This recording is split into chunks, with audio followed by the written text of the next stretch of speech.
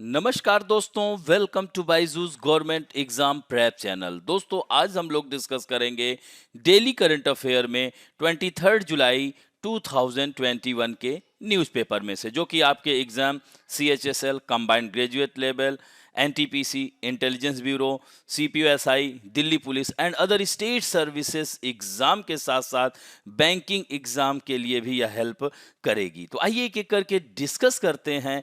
आज के national affairs में यानी राष्ट्रीय मामलों में खबर है, सेंटर अप्रूव्स 100% FDI। FDI मतलब प्रत्यक्ष विदेशी निवेश कहा जाता है इसको, फॉरेन इन्वेस्टमेंट इसको कहा जाता है, डायरेक्ट इन्वेस्टमेंट। तो इन पब्लिक सेक्टर ऑयल रिफाइनरीज, यानी यह जो तेल रिफाइनरी कंपनियों में 100% FDI को मंजूरी दे दी है। तो in the cabinet meeting approval was given to increase foreign direct investment for state on oil refinery company selected for privatisation.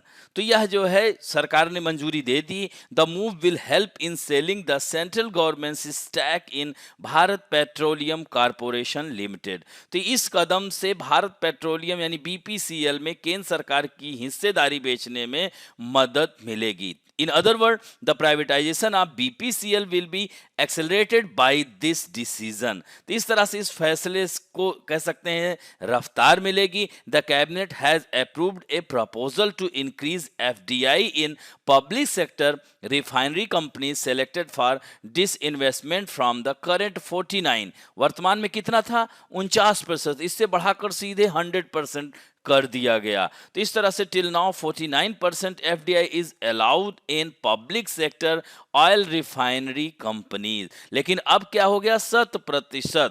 तो यही कारण है कि BPCL को जो कह सकते हैं कि विदेश निवेश की हिस्सेदारी 3 कंपनियों ने इस पर रुचि दिखाई है, यानी 3 कंपनियों में 2 विदेशी कंपनियां इसके 52.98% हिस्सेदारी को खरीदने के लिए इच्छा जाहिर की है। अब यहाँ पर महत्वपूर्ण यही है कि यह क्या हो गया 49, यानी 2008 में यह तय की गई थी, पहले 26% थी, उसके बाद इसको 49% किया गया और अब बढ़ा करके इसे 100% कर दिया गया कि देश की जो सबसे बड़ी और दूसरी ऑयल रिफाइनरी विपणन कंपनी इंडियन ऑयल कॉरपोरेशन केंद्र सरकार के नियंत्रण में है, वहीं हिंदुस्तान पेट्रोलियम कॉरपोरेशन लिमिटेड अब oil and natural gas corporation की सहायक कंपनी है। तो ये भी पॉइंट ध्यान रखेंगे। अब बढ़ते हैं कुंभलगढ़, यह जो है कहाँ है, नाम से ही दिख रहा है यह राजस्थान में होगा। तो Kumbhalgarh wild life sanctuary will be the 5th tiger reserve of Rajasthan, यानी 5वां टाइगर रिजर्व बनेगा राजस्थान का कुंभलगढ़ वन्य जीव अभ्यारण्य। दोस्तों यह कुंभलगढ़ वन्य जीव अभ्यारण्य उदयपुर संभाग के अंतर्गत आता है। If this possibilities come to NTCA, अगर इसको अप्रूव करता है, इसके लिए याद रखेंगे national tiger authority of the ministry of environment यानी and climate change government of India has issued an order and constituted a 4-member expert committee, यानी इस कार्यक्रम के लिए, इस कार्य के लिए 4 सदस्यीय एक्सपर्ट कमेटी का गठन किया गया है। और इस तरह से अगर वह सारी कंडीशन को फुलफिल करता है तो यह Kumbhalgarh wild life sanctuary 5th tiger reserve होगा। कहाँ का? राजस्थान का। अभी कुछ दिन पहले ही आप लोगों ने सुना होगा राजस्थान का ही था वह 4था टाइगर रिजर्व। इससे पहले 3, वर्तमान में अगर बात की जाए 3, रणथंभौर, सरिस्का और मुकुंदरा हिल, यह 3 टाइगर रिजर्व थे। और इस तरह से Ramgarh Vishdhari wild life sanctuary को राजस्थान प्रदेश के 4थे टाइगर रिजर्व के तौर पर NTCA ने मंजूरी दी है, अभी कार्य चल रहा है। तो इस तरह से अब टोटल 5 हो जाएंगे और ये NTCA 52वां, यह ध्यान रखेंगे, टाइगर रिजर्व था। तो इस तरह से यह भी हो जाएगा तो 53वां यानी 53rd टाइगर रिजर्व भारत में हो जाएंगे। और दोस्तों राजस्थान की बात की जाए तो रणथंभौर टाइगर रिजर्व राजस्थान प्रदेश का सबसे बड़ा है। और यहाँ मानचित्र में आप देख रहे हैं ना, ये पाली क्षेत्र है, ये उदयपुर वाला क्षेत्र है, यहीं पर कुंभलगढ़ वाइल्ड लाइफ सेंचुरी है। तो यह इस पर पूरी जांच की जाएगी, फिर उसके बाद निर्णय लेगा कि यह इसे टाइगर रिजर्व घोषित किया जाए कि नहीं। हालांकि पहले कुछ दशकों में यहाँ पर टाइगर देखे गए थे, तो इसलिए जो है इस क्षेत्र को टाइगर रिजर्व के रूप में घोषित करने की बात की गई है। अब बढ़ते हैं दोस्तों, cabinet approve setting up of central university in Ladakh. यानी कह सकते हैं जब से यह यूनियन टेरिटरी स्टेट बना है, नित नए प्रोजेक्ट यहाँ शुरू हो रहे हैं, तो इसकी पूरी काया पलट दी जा रही है। पूरी तरह से इसमें रिफॉर्म किया जा रहा है, इसको चेंज किया जा रहा है। और लद्दाख ये देख सकते हैं 3 देशों की सीमाओं पाकिस्तान, अफगानिस्तान, चीन से घिरा हुआ है और इसकी कैपिटल लेह है, which is situated on the bank of Indus river. तो दोस्तों यूनियन कैबिनेट ने यहाँ पर सेंट्रल यूनिवर्सिटी के लिए मंजूरी दे दी है, जिसमें 750 करोड़ रुपए की लागत आएगी। After the meeting information and broadcasting minister कौन है, याद रखेंगे यह जो है अनुराग ठाकुर जी हैं, और नरेंद्र मोदी की अध्यक्षता में यह डिसीजन लिया गया। तो यह भी पॉइंट बहुत महत्वपूर्ण है। अगले 4 वर्षों में यह यूनिवर्सिटी तैयार हो जाएगी और Leh Kargil area will also come under its jurisdiction, यानी इसके अधिकार क्षेत्र के अंतर्गत आएंगे। अब बढ़ते हैं इंटरनेशनल अफेयर्स में। Indian navy, royal navy participates in bilateral novel exercise with UK carrier strike group HMS queen Elizabeth against China. तो इस समय आप देख सकते हैं चीन के साथ काफी तनावपूर्ण माहौल है, खासकर ब्रिटेन भी चीन से नाराज चल रहा है हांगकांग को लेकर के। तो इस तरह से भारत के साथ इंडियन ओशियन में यह 3 दिवसीय नावल एक्सरसाइज कर रहा है। तो इसमें जो है बंगाल की खाड़ी में युद्धाभ्यास कर रहा है, यह 3 दिन तक चलेगा। ब्रिटेन का carrier strike group led by HMS queen Elizabeth is participating in this. तो इसमें यह पार्टिसिपेट कर रहा है। इसमें जो है इस संयुक्त युद्धाभ्यास में ज्वाइंट जो एक्सरसाइज है 10 ship, 2 submarine, about 20 aircraft and about 4,000 sailors are participating in this exercise। तो ये भी ध्यान रखेंगे। और दोस्तों इस तरह से इसकी शुरुआत हिंद महासागर से हुई है, फिर अगले माह से यहाँ कह सकते हैं कि 2 सागरों अटलांटिक महासागर में भी ये दोनों देश संयुक्त अभ्यास, दोनों देश की सेनाएं संयुक्त अभ्यास करेंगी। तो ये भी महत्वपूर्ण है। और सबसे महत्वपूर्ण यह है कि इस युद्धाभ्यास में भारत की तरफ से INS Satpura, Ranvir, Jyoti, Kavaratti, Kulish participated in this exercise. तो यह भी ध्यान रखेंगे। और यह खासकर इस समय ब्रिटेन और चीन के बीच हांगकांग को लेकर सबसे ज्यादा तनाव है, और यही कारण है कि हांगकांग, चूंकि हांगकांग में पहले ब्रिटिश कॉलोनी हुआ करती थी,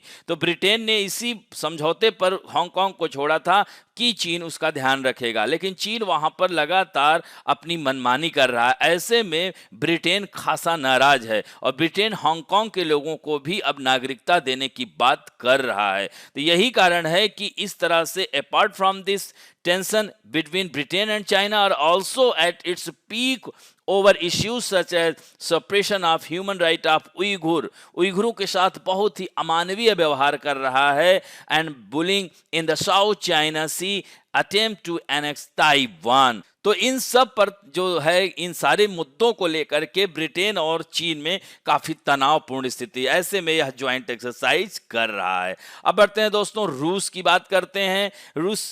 रसिया लॉन्चेज नौका science module to international space station. रूस ने अंतर्राष्ट्रीय अंतरिक्ष स्टेशन के लिए नौका विज्ञान मॉड्यूल लॉन्च किया है, और यह 14 साल देरी से यह लॉन्च हुआ है। नौका याद रखेंगे, हाँ यहाँ पर नौका इसको कर लीजिएगा, यह ध्यान रखेंगे NAUKA है। हाँ, तो यह जो है with its help Russian astronaut will be able to conduct more scientific research.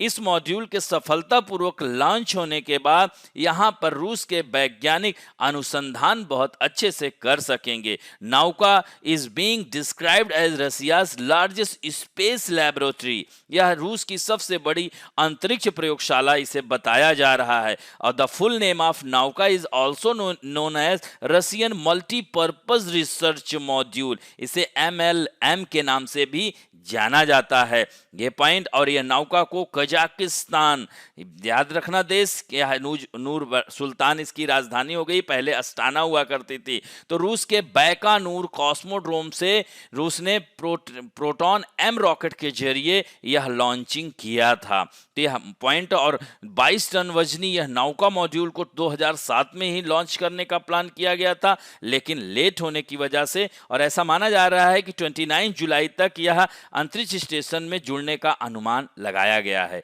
अब बढ़ते हैं दोस्तों साइंस एंड टेक्नोलॉजी में। NASA insight mission got data from Mars quake, जैसे अर्थक्वेक होता है उससे वहां पर मंगल कंप, भूकंप, मंगल कंप, इस से नासा के इनसाइट मिशन को मिला डेटा। पहली बार नापी लाल ग्रह की परतों की गहराई। जैसे हमारे पृथ्वी की परतों की अगर बात की जाए तो यहां पर देखते हैं ना, ये ऊपर वाला भाग क्या है, क्रस्ट है, ये वाला भाग क्या है, मेंटल है, और ये क्या है, कोर है। इसी तरह से अगर हम इस तरह से बात करते हैं सियाल, सीमा और नीफे, तो जो आंतरिक कोर है यहाँ पर निकिल और फेरस पाया जाता है।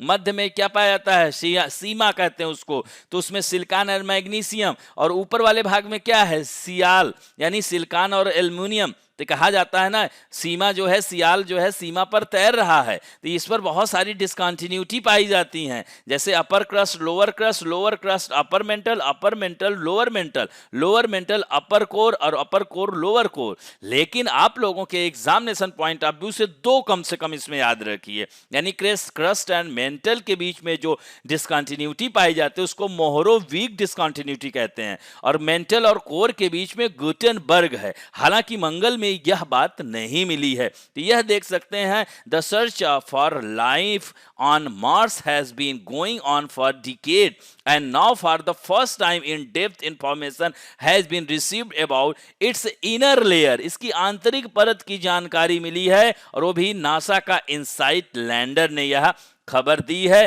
कि यहां पर भी मंगल की कोर, मेंटल और क्रस्ट के बारे में पता लगाया है। With the help of the data coming earthquake on Mars, evidence has been found about the layers below the surface 41 mile, यानी 41 मील नीचे की परतों के सबूत मिले हैं। क्रस्ट की हर परत अलग है, और उसके 500 मील नीचे तक क्या है, मेंटल पाया जाता है। तो ये जो नासा का इनसाइट लैंडर 2018 से मंगल पर ऑपरेट कर रहा था, लेकिन इसी साल फरवरी में उसकी चार्जिंग बंद होने लगी थी, उस पर धूल जम गई थी। तो इस तरह the study was carried out the university of Cologne, California Institute of Technology and ETH Zurich with the help of data from InSight Lander।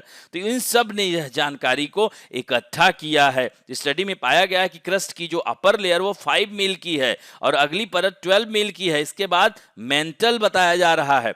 According to this, the core may have radius of 1140 miles। तो ये भी point ध्यान रखेंगे। अब बढ़ते हैं important scheme में हम बात करेंगे।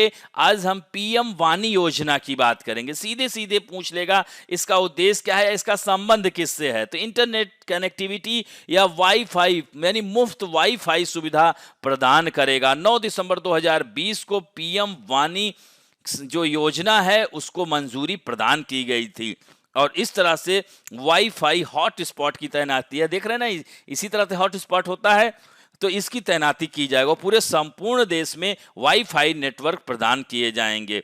There is no need to take any licence और गेट एनी रजिस्ट्रेशन डन और pay application fee to install these, यानी यहाँ पर फ्री में व्यवस्था दी जाएगी। The main objective of free wifi Vani योजना इसको कहते हैं, is to provide wifi facility at all public places. तो यह हर शहरों में यह शुरू किया गया है, पूरे देश में यह लागू करने की बात की गई है इस योजना के तहत। अब बढ़ते हैं दोस्तों various national international personality news में। रश्मि रंजन दास ज्वाइंट सेक्रेटरी हैं यह मिनिस्ट्री ऑफ फाइनेंस में, nominated as member of the united nation tax committee, यानी संयुक्त राष्ट्र की कर समिति के सदस्य के रूप में इनकी नियुक्ति है। इनका टेन्योर जो होगा 2021 टू 25 और इसमें विश्व के 25 दिग्गजों में से एक हमारे देश के रश्मि रंजन दास को चुना गया है। उड़ीसा कैडर के IRS ऑफिसर थे, याद रखेंगे, तो इनका चयन किया गया है। अब बढ़ते हैं बुक्स एंड अवार्ड्स में। तो Assam district won the Scotch award, यानी आसाम का कछार जिला ने गांव में पोषक उद्यान परियोजना के लिए स्कॉच पुरस्कार को जीता है। तो यह जो कछार डिस्ट्रिक्ट डिप्टी कमिश्नर हैं Kirti Jalli receive the national silver scotch award a few days ago. Pushti निर्भर, इसको कहते हैं न्यूट्रिशन डिपेंडेंट नामक इन्होंने योजना चलाई है। यह दिन्नाथपुर बगीचा गांव में घरों में पोषक उद्यान स्थापित करने के लिए यह इन्होंने बीड़ा उठाया है। This village is near to Indo Bangladesh border in Katigora circle के पास यह अवस्थित है और इसमें 2003 में यह स्कॉच अवार्ड स्थापित किया गया था। यह उन्हीं लोगों को दिया जाता है जो राष्ट्र के लिए बेहतर कार्य कर रहे हैं। Under this project 30,000 sampling of vegetable, fruit and herbal plant were distributed among 140 beneficiary. तो इस तरह से 75 मानव दिवस का भुगतान भी इन्होंने किया। यही कारण है कि स्कॉच अवार्ड इन्हें मिला। अब बढ़ते हैं banking and finance related news में। ICICI bank launches credit card with HPCL। अब आपको पेट्रोल लेना महंगा नहीं होगा, इसमें कैशबैक मिलेगा। तो ICICI bank has announced the launch of a co branded credit card with Hindustan petroleum corporation Limited. किसके साथ किया है? HPCL के साथ यह लॉन्च करने की घोषणा की है। Users will get many benefit and reward point with using the credit card. ये भी बहुत इंपॉर्टेंट है, ध्यान रखेंगे। और इस तरह से जो पेट्रोल या ये सब चीज खरीदते हैं उसमें बहुत लाभ मिलेगा इस कार्ड से। और ICICI के बारे में जान लीजिए। संदीप बख्शी इसके CEO हैं। इसका हेडक्वार्टर बड़ोदरा में है। 1994 में इसकी स्थापना हुई थी। HPCL की 74 में हुई थी। हेडक्वार्टर मुंबई में है। MK सुरना इसके CEO हैं। अब बढ़ते हैं स्पोर्ट न्यूज में दोस्तों। जो भारतीय ओलंपिक संघ है IOA2 gives 75 lakh to Tokyo Olympic gold medallist. Tokyo Olympic का आगाज आज से हो गया है। इसमें हमारे देश के जो भी खिलाड़ी स्वर्ण पदक जीतेंगे उन्हें 75 लाख रुपए देगा कौन? भारतीय ओलंपिक संघ ने इनाम देने की घोषणा की है। इस तरह से इसके अलावा सिल्वर मेडल जीतने वाले एथलीटों को 40 लाख एंड ब्रॉन्ज मेडल वालों को 25 लाख रुपए दिए जाएंगे। और apart from this the national sport federation will give 25 lakh as a bonus भी दिया जाएगा। तो इस तरह से भारतीय ओलंपिक संघ ने यह घोषणा की है। ओलंपिक खेलों के गोल्ड मेडल जीतने वालों को 75 लाख रुपए कैश देगा। अब बढ़ते हैं दोस्तों इंपॉर्टेंट डेज में। आज और कल यानी 22 जुलाई को भी एक महत्वपूर्ण था, इसीलिए मैंने इसको भी आज डाल दिया है। 22 जुलाई को वर्ल्ड ब्रेन डे मनाया जाता है। तो मस्तिष्क के स्वास्थ्य के प्रति जन जागरूकता फैलाने के लिए एवरी ईयर 22 जुलाई विश्व यानी वर्ल्ड ब्रेन डे मनाया जाता है। दोस्तों the history of world brain day dates back to 22 July 1957 when the world federation of neurology was founded. यानी आज ही के दिन यानी 22 जुलाई के दिन 1957 में the world federation of neurology की फाउंडेशन या एस्टैब्लिशमेंट किया गया था। और वर्ल्ड ब्रेन डे मनाने की शुरुआत भी वर्ल्ड फेडरेशन ऑफ न्यूरोलॉजी द्वारा ही 2014 में की गई थी। पहला जो यह विश्व ब्रेन दिवस 2014 में ही मनाया गया था और 2013 में इसकी घोषणा की गई थी। और यह विश्व मस्तिष्क दिवस मनाए जाने की वकालत इसी समिति ने की थी। किसने? वर्ल्ड फेडरेशन ऑफ न्यूरोलॉजी ने। और इस बार का जो थीम है स्टॉप मल्टीपल स्क्लेरोसिस, याद रखेंगे ये भी फैक्ट। अब बढ़ते हैं दोस्तों, आज जो है नेशनल ब्रॉडकास्टिंग डे है। 23 जुलाई को राष्ट्रीय प्रसारण दिवस मनाया जाता है। यानी the first radio broadcast in India was done on this day in 1927 from Bombay station. यानी आज ही के दिन 1927 में बॉम्बे स्टेशन से किया गया था पहला रेडियो प्रसारण। At that time the station was on by a private company called Indian broadcasting company. After that in 1930 government took this transmitters under its control और फिर इसे भारतीय प्रसारण सेवा का नाम देकर परिचालन शुरू किया गया था। The Indian broadcasting service was known by this name till 1935 but in the year 1936 its name was change to all India radio and 1957 all India radio को आकाशवाणी के नाम से पुकारा जाने लगा, यानी all India radio came to be known as Akashvani. अब बढ़ते हैं दोस्तों, आज हम latest talk about some important fact में जो हिस्ट्री की सीरीज में मुगल पीरियड चल रहा है, बाबर का डिस्कशन कर चुके थे। उनकी मृत्यु के बाद उनका बेटा हुमायूं, जो सबसे बड़ा लड़का, वही उत्तराधिकारी सक्सेसर था और बहुत ही विशाल हृदय का पहला ऐसा शासक था जिसने पूरे राज्य साम्राज्य का बंटवारा अपने भाइयों के साथ किया। बाबर के 4 बेटे थे, कामरान, हिंदाल, अस्करी और हुमायूं, और इसने यहाँ तक अपने भाइयों के साथ साथ उसने अपने चाचा के लड़के को भी जो है उसने प्रशासन करने के लिए स्थान दिया। तो इस तरह से यह हुमायूं का शासन कहा जाता है लड़खड़ाता हुआ शासन है, और लास्ट में लड़खड़ाते हुए ही इसकी मृत्यु भी होती है।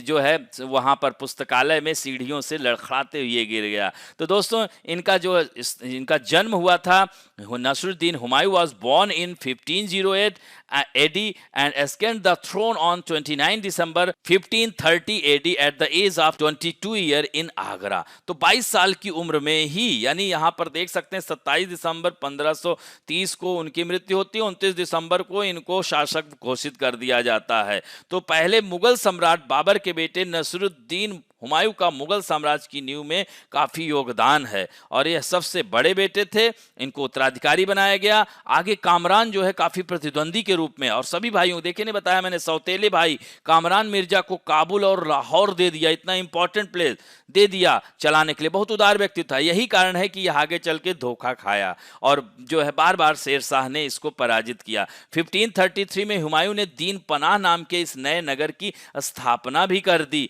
और दोस्तों यह ज्योतिष पे बहुत विश्वास करता था, बहुत ही एस्ट्रोलॉजी पर 7 दिन में अलग अलग रंग के कपड़े पहनता था। The battle of Chausa is one of the important battle fought in Indian history which was fought on June 26, 1539, यानी 1539 में चौसा की लड़ाई लड़ी गई थी, जिसमें कुछ गलतियों के कारण वह युद्ध हार गया था। तो दोस्तों ये जो चौसा का युद्ध था, गंगा और कर्मनासा नदी के बीच का क्षेत्र, जहां पर हुमायूं व शेर शाह के बीच युद्ध हुआ था। तो इसमें जो है निजाम भिस्ती ने हुमायूं की जान बचाई थी जब वह भागा था गंगा पार करके। फिर उसके बाद बेलग्राम का युद्ध में भी हुमायूं और सूर साम्राज्य के संस्थापक शेर शाह के बीच ही हुआ था, और इस युद्ध में भी हुमायूं को भारत छोड़ने के लिए इसने विवश कर दिया था। और फिर बाहर जाकर के वह आगरा, दिल्ली, सिंध होते हुए बाद में बैरम खां की सलाह पर ईरान के शाह ताहमस्प के दरबार में पहुंचा था। फिर वह वापसी किया। फिर 1555 में, यानी फिर 1541 में इसने विवाह किया 29 अगस्त को अपने जो फारसवासी शिया मीर थे, और उसके बाद उनके बेटे मोहम्मद, बेटे का नाम जलालुद्दीन मोहम्मद अकबर पैदा हुए, और हुमायूं नामा जो गुलबदन बेगम के द्वारा लिखी गई थी। तो इसमें जो पुनर्वापसी का है, यहाँ पर थोड़ा सा सुन लीजिए कि यह जो है 1555 में वापस आया, फिर मच्छीवाड़ा का युद्ध जीता, रोहतास के दुर्ग को जीता, फिर से अपनी खोई हुई प्रतिष्ठा वापस पाया। 27 जनवरी 1556 को दीन पनाह भवन में सीढ़ियों से गिरने से इसकी मृत्यु हो गई, और इसका हुमायूं का मकबरा जो है दिल्ली में ही स्थापित है, ये भी पॉइंट ध्यान रखिएगा। तो इस तरह से कहा जाता है कि लड़खड़ाते हुए शासन और अंत में लड़खड़ाते हुए सीढ़ियों से इनकी मृत्यु हुई। तो यह पॉइंट ध्यान, इन 4 महत्वपूर्ण युद्ध थे, बड़े युद्ध ये जो लड़े गए, इसको भी ध्यान रखिएगा। ईयर वाइज भी कभी कभी आ जाता है। अब बढ़ते हैं आप लोगों के सेक्शन में, जो कि बहुत ही अच्छा उत्तर दे रहे हैं। आज उत्तर देने वालों में है रुपिंदर कौर, हरलीन कौर, रोली सरोज, अनुराग उपाध्याय, दिव्यांशी सिंह, अमरजीत सिंह बल्लू, अजय सिंह, अभिषेक यादव, एकता, संजय नेगी, अनुराग उपाध्याय, निधि राठौर, संदीप यादव, प्रदीप शर्मा, विनोद जायसवाल, मधु आशुतोष, इतने लोगों ने कमेंट और उत्तर दोनों दिए हैं। आज आप लोगों के सामने पहला प्रश्न है, what percentage of FDI has been approved by the central government in public sector oil refinery company, यानी केंद्र सरकार ने सार्वजनिक क्षेत्र की तेल रिफाइनरी कंपनियों में कितने प्रतिशत एफडीआई को दी मंजूरी? 49%, 51%, 74% या 100%? नेक्स्ट क्वेश्चन है, in which state is Ranthambore tiger reserve located, किस राज्य में स्थित है Ranthambore tiger reserve? Madhya Pradesh, Rajasthan, Gujarat, Uttarakhand. And next question है, with which country did the Indian navy royal navy participate in a bilateral naval exercise in the Indian ocean recently? France, Britain, America, Japan. And next question है, with whom is the PM Vani योजना related?